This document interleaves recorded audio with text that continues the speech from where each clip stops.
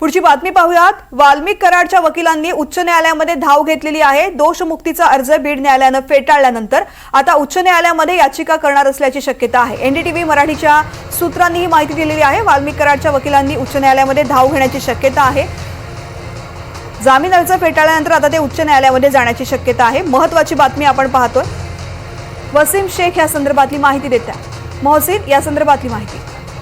नक्कीच आपण जर बघितलं तर संतोष देशमुख हत्या प्रकरणात वाल्मिक कराड यांच्यावर गंभीर आरोप आहे आणि वाल्मिक कराडच या सगळ्या प्रकरणाचा मास्टरमाइंड असल्याचं आरोप जे आहे तर देशमुख यांच्या वकिलांकडून किंवा सरकारी वकिलांकडून सतत न्यायालयात सांगण्यात आलं।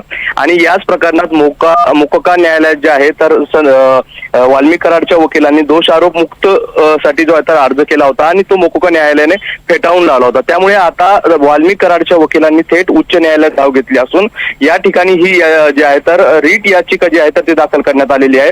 वाल्मिक कराडचं दोष आरोप मुक्त करण्यासाठी ही सगळी याचिका दाखल करण्यात आलेली आहे। त्यामुळे आता आधीच मोक्का न्यायालयात जे आहे तर ही याचिका फेटाळून लावली होती। त्यामुळे आता उच्च न्यायालयात खरंच वाल्मिक कराडला दिलासा मिळतो की पुन्हा जो अर्ज फेटाळून लावण्यात आला होता तोच निर्णय कायम ठेवण्यात येतो हे पाहणं महत्त्वाचं असणार आहे। मात्र ज्या पद्धतीने वाल्मिक कराडकडून सतत आपण दोषी नसल्याची धडपड जी आहे सुरू आहे ती आता पुन्हा एकदा पाहायला मिळालेली आहे। मोहसिन, धन्यवाद संपूर्ण माहिती करता।